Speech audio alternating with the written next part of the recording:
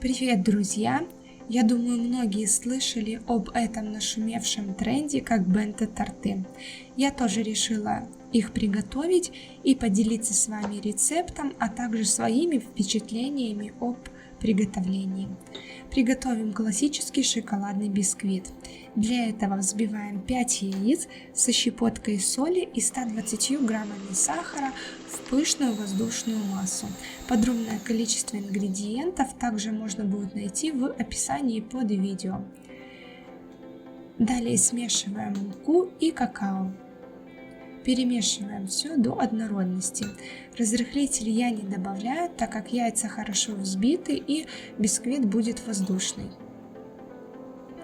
Постепенно в несколько этапов добавляем сухую смесь к яйцам и все аккуратно перемешиваем лопаткой, чтобы не нарушить воздушность яиц.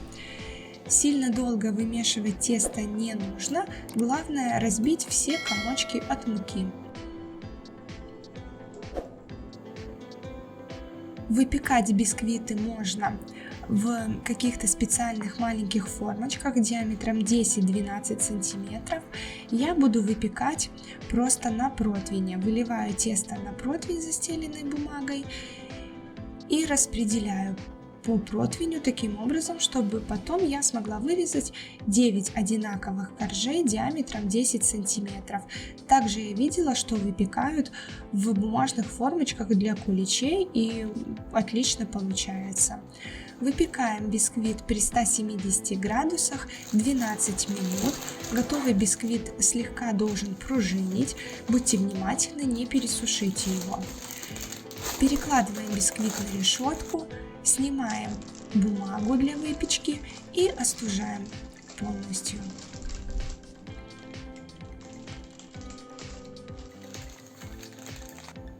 Остывший бисквит нарезаем на коржи диаметром 10 сантиметров, как я уже и говорила.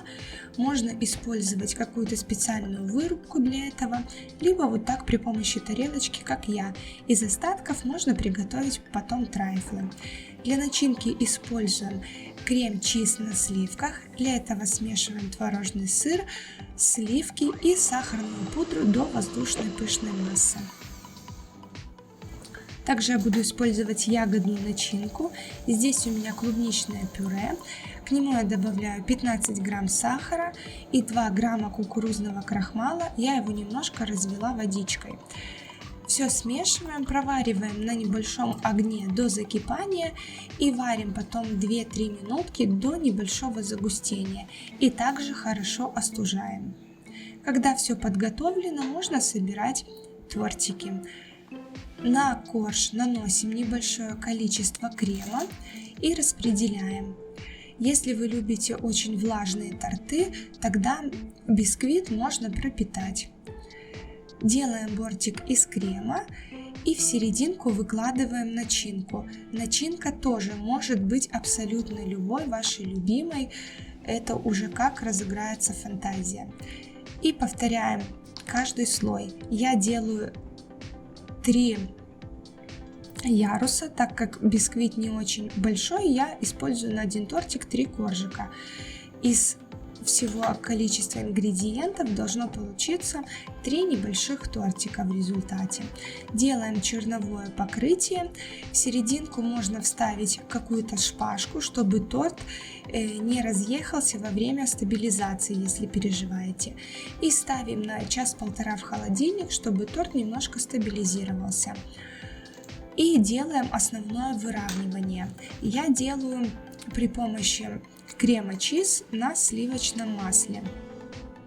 Также прелесть бенто-тортов в том, что они не требуют какого-то идеального выравнивания, как обычный торт. Покрываем кремом и как-то очень легко, тоже не затейливо украшаем по желанию.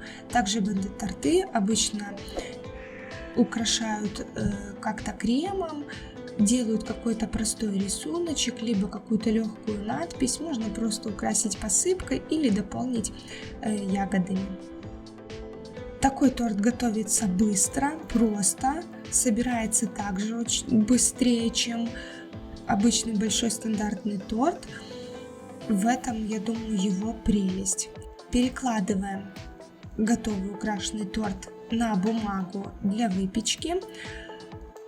Бумагу я обрезала уже под размер контейнера, в который буду упаковывать торт. Бумагу сильно большую не делаем, чтобы края не торчали из контейнера в последующем. И аккуратно перекладываем в контейнер.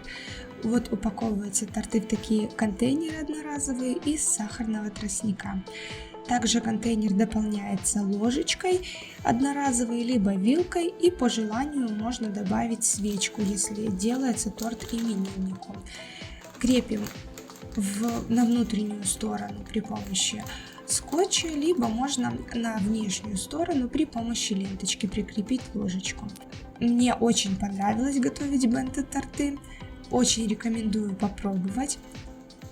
Если вам понравился рецепт, обязательно ставьте свои реакции, пишите комментарии, мне будет очень интересно послушать ваше мнение. Не забывайте подписаться на канал. До новых встреч и не бойтесь экспериментов!